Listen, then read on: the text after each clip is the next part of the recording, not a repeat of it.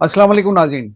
मैं हूँ रियाज आजिज। नाज़रीन, गुज़िश्ता रोज़ भी हमने बात की थी नरेंद्र मोदी के इजराइल के दौरे के हवाले से, और आज भी हम इसी को अपना मौजू बना रहे हैं। अहम डेवलपमेंट्स कुछ हुई हैं, कुछ मुआहदों के इम्कानात हैं, जबकि दूसरी तरफ इंडिया में ज़बरदस्त तनकीद हो रही है नरेंद्र मोदी के दौरे इजराइल के हवाले से, और वहाँ पे मुजाहरे भी हो रहे हैं और बहुत सारी चीज़ें पार्लियामेंट के अंदर भी ज़बरदस्त तनकीद की जा रही है नरेंद्र मोदी के इजराइल के दौरे के हवाले से।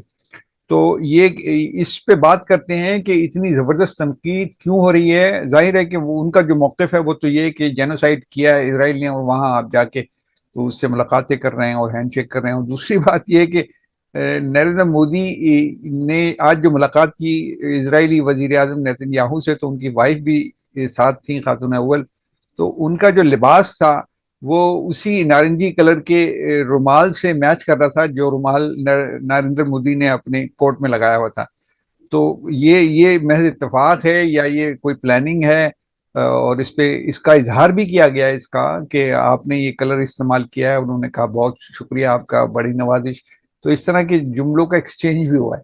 तो क्या कोई बड़ा अलायंस ये दोनों बनाने जा रहे हैं? हमने कल थोड़ी सी बात की थी, लेकिन गुफ्तगू हमारी मुकम्मल नहीं हो सकी थी वो इंटरनेट की खराबी की वजह से। तो आज उस पर मजीद हम बात करते हैं। अस्सलाम वालेकुम जनाब सरदार मोहम्मद अशरफ साहब। जी। अच्छा, अर्ज ये है कि जो पार्लियामेंट में मोदी ने जो खिताब किया है, उससे पहले नेतन्याहू ने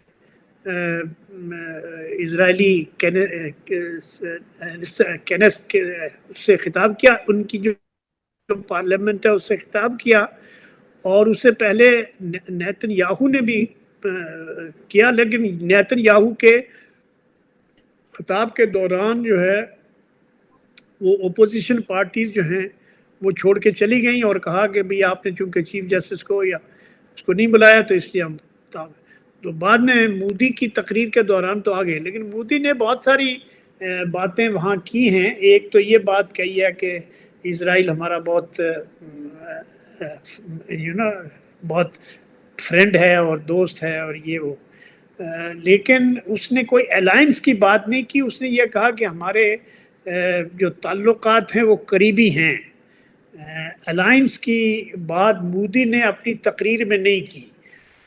अलबत्ता जो बात उसने कही है, उसने बम्बे के वाक़े को कोट किया है, और हमास के और इजराइल के दरमियान जो अक्टूबर 24 में हुआ तो उसका ख़ास तौर पर जिक्र किया है। हालांकि मोदी साहब जो हैं वो जाके उनसे बहुत बड़ा वो ले चुके हैं फ़लस्तीनियों का, कि काज के उसमें उनको उन्होंने अवार्ड भी दिया था बहुत बड़ा। इसमें मोदी को उन्होंने कोई अवार्ड नहीं दिया, कोई एक ख़ास किस्म का जो वो तमगा या कोई चीज़ बना के पहली दफ़ा दी है। तो वो बहुत बड़ा कोई एजाज़ इसराइल ने भी नहीं दिया। ये अच्छा, अलग बात है कि नेतन्याहू ने कहा कि भाई ये नरेंद्र मोदी हमारे भाई हैं और ये वो। लेकिन अलायंस की बात नहीं किया मोदी ने, अलायंस की बात नहीं किया, नेतन्याहू ने किया। अच्छा, अब इसमें सवाल यह जी। है कि वो जो मैं एक तस्करतन बात की कि नारंगी कलर का सूट जो है वो उनकी वाइफ पहनी हुई थी, और इधर नारंगी कलर का एक वो रुमाल था नरेंद्र मोदी की उसमें कोर्ट में। तो एक्सचेंज ऑफ मतलब जो में टॉक्स हुई हैं उसमें भी ये बात, इस बात का जिक्र किया गया, वो और शुक्रिया अदा। प्लेजेंट्रीज की अब बात है। इसमें वो कल इसमें जब कोई एयरपोर्ट नहीं, इसमें कोई अलामती बात आपको नजर आ रही है, या ये जस्ट एक इत्तेफाक आपको नजर आ रहा नहीं नहीं, देखें, इसमें दो बड़ी बुनियादी बातें हैं जिनको थोड़ा समझना चाहिए।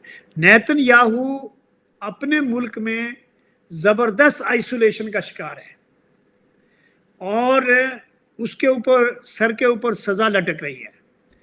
और उसको भी अब कोई दुनिया में ये जो भी गजा का मामला हुआ है, उस गजा के मामले में इसने 75,000 फ़लस्तीनियों को मार डाला, उनकी सारी जायदादें, बिल्डिंग, हर चीज़ तबाह कर डाली।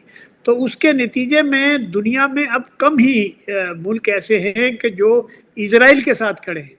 तो इजराइल ने और भारत ने एक्चुअली ये जो वो किया है कि नरेंद्र मोदी जो है वो भी, नरेंद्र मोदी ने ना तो ये जो सिंदूर का जिक्र किया, ना बालाकोट का जिक्र किया, और ना ही पुलवामा का जिक्र किया अपनी तकरीर में, लेकिन बम्बे के जो अटैक था उसका ऊपर तक किया। इसका मतलब ये है कि मोदी ने अपने आप को टेररिज्म के साथ उसको अटैच किया है, और पाकिस्तान के खिलाफ, एक्चुअली पाकिस्तान के खिलाफ एक तरह से बात की है उसने, लेकिन अलायंस की बात मोदी ने नहीं की है। और हिंदुस्तान, भारत में भी जो इंडिपेंडेंट मीडिया है उसमें काफ़ी इसके ऊपर क्रिटिसाइज हो रहा है कि भाई फ़लस्तीनियों ने तो इसको बहुत बड़ा अवार्ड दिया था कि ये उनकी आज़ादी का हामी है, और जो फाउंडिंग फादर्स थे गांधी से लेकर नेहरू तक और इंदिरा गांधी तक, उन सब ने जो है फ़लस्तीनियों के हक की हिमायत की थी और इसराइल को रिकग्नाइज किया। तो इन्होंने तो 2014 के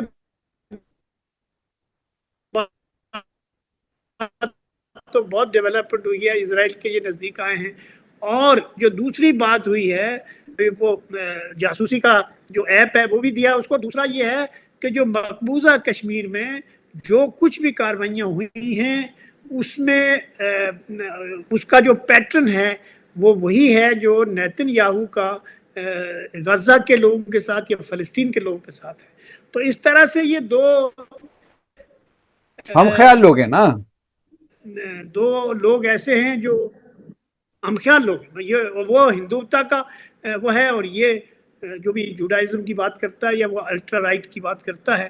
तो ये बातें हुई है, तो उसने आइसोलेशन से निकलने के लिए कोशिश की। वो बहुत इंपॉर्टेंट है नरेंद्र मोदी के लिए, क्योंकि अच्छा एप्स्टीन जो इसमें है एक और वो इसमें एक और सवाल ले लीजिए ना आप। वो ये कि नरेंद्र मोदी, आप खुद कह रहे हैं आइसोलेशन का, यानी भारत आइसोलेशन का शिकार है, खासतौर से अमेरिका से ताल्लुकात में कशीदगी अभी बरकरार है, अभी वो लेवल नहीं आया है कशीदगी की बहाली का या खत्म होने का। तो फिर अब इसमें आप समझते हैं कि क्या नेतन्याहू इसमें ब्रिजिंग कर सकते हैं डोनाल्ड ट्रंप और नरेंद्र मोदी के दरमियान? देखो, पहली तो बात यह है कि नरेंद्र मोदी ने असेंबली की कार्रवाई छोड़ के गया और जाके ट्रंप को कॉल किया कि मुझे आपका जो है ये जो प्लान है वो मंजूर है।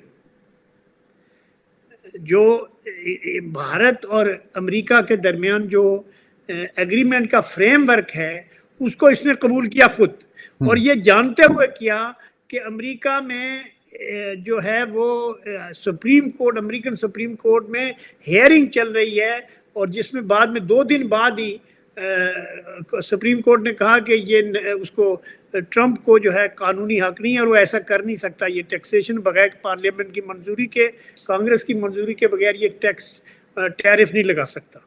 तो अब उसके जवाब में उसने कहा कि मैं 10% लगाऊंगा, फिर 15%। तो लेकिन इंडिया में ये हो रहा है कि भाई आपने तो टेक्सटाइल को बैठा दिया है, क्योंकि अमेरिका ने कहा कि आप टेक्सटाइल, इंडियन टेक्सटाइल के ऊपर 18% ड्यूटी लेगा, और इंडियन टेक्सटाइल के ऊपर 18% ड्यूटी लेगा। और दूसरा ये है कि अगर बांग्लादेश से वो 0% है, क्योंकि बांग्लादेश अमेरिका से जो है वो टेक्सटाइल की जो है चीज़ें खरीदेगा तो उसको 0 टैक्स पे वापस अमेरिका लेगा। तो इससे काफ़ी शोर है। दूसरा जो एग्रीकल्चर के ऊपर इसने कहा कि एग्रीकल्चर गुड्स के ऊपर इसने ड्यूटी फ्री कर दिया है, जिससे की वजह से जो भारत का जो एग्रीकल्चरिस्ट है, जो किसान है, वो बुरी तरह से इससे मुतासर हो रहा है। तो ये भी हो सकता है कि नेतन्याहू जो है वो उसके, चूंकि ट्रंप के साथ इनका ख्याल है, क्योंकि ये पहले जब ट्रंप से मिलने गए थे तो उससे पहले ये उस एप्स्टीन से मशवरा लेके तो इजराइल गए थे और वहाँ इन्होंने डांस वांस किया था, तो जिसको ट्रंप ने पसंद किया था, और उसके बाद इनकी दोस्ती वोस्ती हो गई।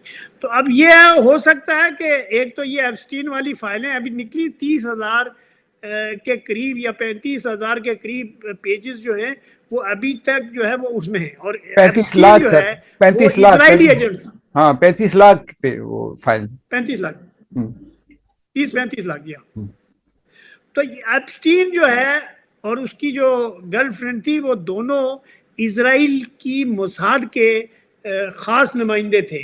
ये खासुल खास नुमाइंदे थे दोनों, और इसीलिए वो काफ़ी चीज़ें जो हैं वो इसराइल के पास होंगी, क्योंकि बहुत सारी चीज़ें जो वहाँ जी अमेरिकन अटॉर्नी जनरल ने या उनका जो डिपार्टमेंट ऑफ जस्टिस है वो निकाले हैं, उसमें भी अभी 35 लाख बाकी हैं, नहीं निकाले।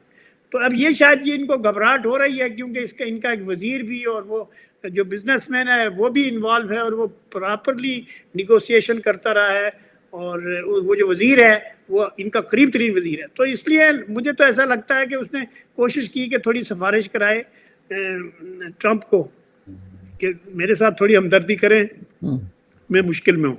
अच्छा, लेकिन ये बहरहाल तो जो है ये ठीक है तो पॉइंट आपका लेकिन बिल्कुल। जो अब इसमें इसमें एक सवाल और है ना सर, कि इस पूरी सूरत हाल में कि जब ट्रम्प साहब वो तारीफें कर करके नहीं थकते पाकिस्तान के वजीर आजम की और पाकिस्तान के आर्मी चीफ की, तो इस सूरत हाल में ये कोशिशें कोई कारगर साबित होंगी, या ये सिफारती मामला हैं और ट्रम्प का अंदाज गुफ्तगू ही ऐसा ही वो सबको खुश करना चाहता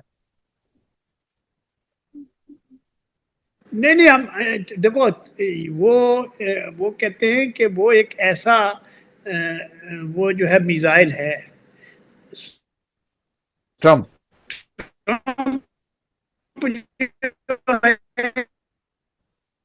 एक ऐसा मिसाइल है जिसका कुछ पता नहीं कर रहे हैं, और उसके साथ अभी इसने जो किया है और उसकी वजह से सारी कैनेडियन नेशन से नाराज हो गई है, सारा यूरोप नाराज हो गया है, और कोरिया और जापान तक नाराज हो गए हैं। तो इसलिए वो ट्रंप जो है वो ईगोइस्टिक है, वो हमेशा अपनी बात करता है, उसको किसी की परवाह नहीं है। वो हमें मेरे ख्याल से दुआ मांगनी चाहिए कि ये हमें प्यार प्यार से बुला रहा है, और पीछे जो है वो अफगानियों को हमारे खिलाफ इस्तेमाल ना कर रहा हो, क्योंकि हम्म, इसराइल का काफी इन्फ्लुएंस हो गया है अफगानिस्तान में, मैं आपको शायद पहले भी बता चुका हूँ। तो हम्म, इसलिए ये मालूम होता है कि इन दोनों के मकासद में जहां अफगानिस्तान का यूटिलाइजेशन है, वो इसराइल और हिंदुस्तान भारत का इकट्ठा हो सकता है, जैसे कि हमारे लोग, हमारी जो एजेंसीज हैं या हमारी जो गवर्नमेंट है वो भी ये कह रही है, उनको भी खतरा खतरा और खदशा है। दूसरा, कुछ लोगों ने ये कहा है कि ये जी ग्रेटर इसराइल और ग्रेटर इंडिया का इतिहाद है और ये बनेगा, देखना चाहिए। इसमें इतनी जान मेरे ख्याल से तो नहीं है, क्योंकि इन्होंने कहा ये बनेंगे वो जो छोटे छोटे मुल्क हैं अफ्रीका में एक, और एक ये जो यूरोप का कोई बड़ा मुल्क नहीं है इसमें, ये उसको जिसका ये जिक्र कर रहे हैं। लेकिन ये भी हो सकता है कि भारत जो है वो उसने कमिट नहीं किया है, अलायंस के लिए कमिट नहीं किया है उसने। तो मैं नहीं समझता हूं कि भारत जो है वो सारे मिडल ईस्ट को और यूरोप को और सारे, चूंकि नेतन्याहू को अब यूरोप में वो हिमायत हासिल नहीं है, खुद अमेरिका अब में वो इसमें हिमायत इसमें हासिल एक नहीं है। आखिरी बात बता दीजिए कि चूंकि भारत के ताल्लुकात कल भी हमने जिक्र किया और आपने कहा था कि भारत के अच्छे ताल्लुकात ईरान से रहे हैं और शायद हैं भी अभी तक, तो क्या इसराइल भारत को ईरान के खिलाफ कोई प्रोजेक्ट दे सकता है, या उसमें कोई इस्तेमाल कर सकता है उसको अपने अपने हक में, या और कोई इस तरह की पॉलिसी बना सकता है कि जो ईरान के खिलाफ जाती हो? नहीं, वो देखना, वो जो शिया एक्सट्रीमिस्ट की बात जो कर रहा है और हम्म, सुन्नी एक्सट्रीमिस्ट की जो बात कर रहा है, तो एक्चुअली नेतन्याहू ये बता रहा है, और इस बेस के ऊपर, जाहिर है कोई बेस तो चाहिए ना कोई चीज खड़ी करने के लिए, उनके मकासद कुछ भी हो। तो वो ये कहते हैं कि जो शिया मिलिटेंट हैं या एक्सट्रीमिस्ट हैं और जो सुन्नी में एक्सट्रीमिस्ट हैं, उनके खिलाफ जो है वो हम इकट्ठे हो रहे हैं, और हम जो है वो एक ग्रुप बना रहे हैं, और जिसको वो परस्यू करना चाहते नहीं हैं। सर, मेरा सवाल ये लेकिन नहीं था, मेरा सवाल ये नहीं था। मैं ये ये पूछ हाँ हाँ, मैं समझ, नहीं मैं सवाल अर्ज कर लेकिन दूं ना। ईरान के खिलाफ। मैं जी सवाल अर्ज कर दूं। मैं ये पूछना चाह रहा हूं कि ईरान से चूंकि भारत के ताल्लुकात अच्छे हैं, उनकी वहां पे फुटिंग्स भी हैं, वो चाबहार बंदरगाह पे उनकी इन्वेस्टमेंट भी है, तो उनका आना जाना वहां आसान है। तो क्या इसराइल भारत को इस्तेमाल करते हुए वहां पे कोई अपनी फुटिंग्स मजीद बना सकता है? अगरचे ऑलरेडी इसराइल की फुटिंग्स वहां पे, मूसाद की फुटिंग्स हैं तेहरान में और ईरान में, तो क्या मजीद उसको मुस्तहकम कर सकता है भारत को इस्तेमाल करके?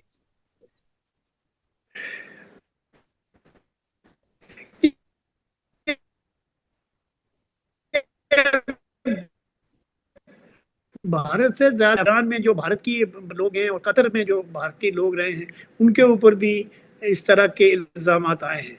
लेकिन एज ए स्टेट मैं नहीं समझता हूँ कि भारत जो है वो इस तरह से खुल के जासूसी करेगा या खुल के ईरान के खिलाफ। देखो, ईरान और अमेरिका के दरमियान ताल्लुकात अभी नॉर्मल एग्रीमेंट हो जाएगा। मेरा ये वो आप पहले दिन से कह रहे हैं, आप पहले दिन से कह रहे हैं। तो ये मायदा हो जाएगा तो इनका क्या है, ये क्या करेंगे, ये क्या करेंगे?